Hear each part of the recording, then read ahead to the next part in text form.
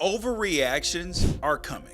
And truthfully, they already started. They started on Friday night with that Indiana Notre Dame game. Here is where people are completely wrong about all of the tweets. Oh, Alabama should have been in and Indiana didn't belong. All those things. Because this is such a small sample size and people already think that they know the answers to the test. This is like when you see a team get down 14-0 in the first 3 minutes of the game and you're like, oh, the game's over. But then they turn out and win 38-17 and you're like, oh, wow, damn, that changed. Because they had to settle down, they had to settle in, and everything doesn't happen the way it's supposed to in the first iteration.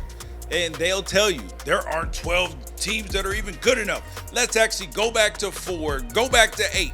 Nope, wrong answer again, people. Because this is a long-term, short-term play. This is a play about more access, because the more access that is granted to the college football playoff, then it will take care of itself. In business, you would call it like a market correction, that the market will correct to whatever the price is or whatever should actually be. Let me give you a prime example. Let's look at Kenny Dillingham over at Arizona State. Kenny Dillingham doesn't have to do what a lot of other coaches felt that they had to do for a long time, which was, oh, I got to take this job here because I can get resources, win a national championship here. I can't recruit here because this team can't win. No, Kenny Dillingham doesn't have to leave Arizona State to make the college football playoff and potentially win a national championship. Now, you might be saying, oh, he doesn't have the roster to win it now. Nah, he probably doesn't. But it is going to be a lot easier to recruit top talent and sell them on the fact that the future is brighter than the past. That if you come here and you become a legend here, we can win a national championship here with you. So that's the difference. Look at the world of college basketball. You know, it took decades upon decades for a 16 to beat a 1 seed in the NCAA tournament. And now, since it happened once, it happened twice within like 5 or 6 years. And you have 15s beating 2s regularly now. Nobody is safe. And the same thing is going to happen in the college football playoff.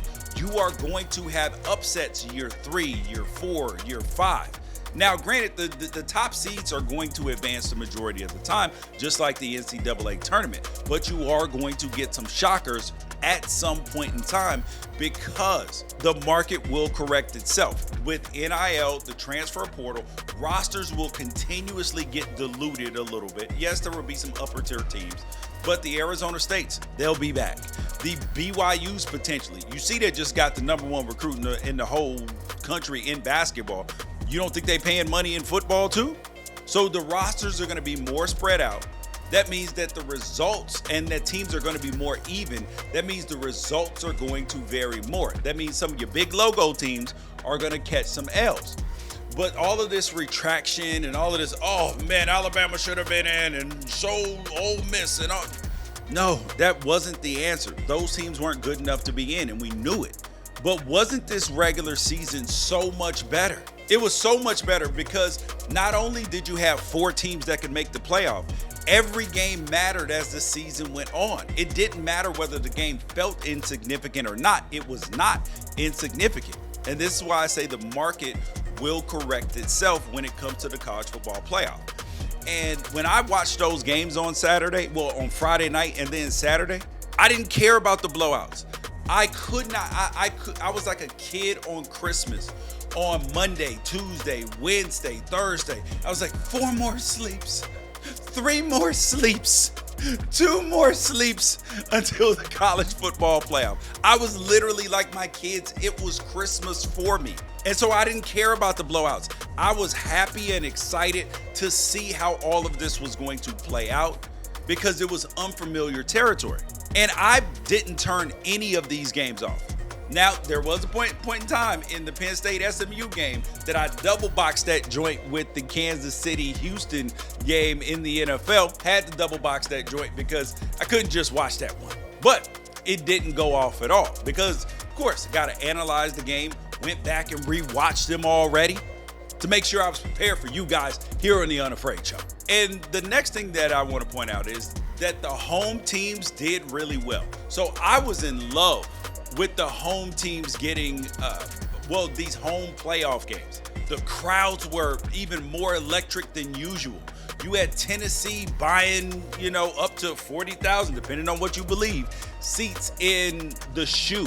This was great. This was great theater.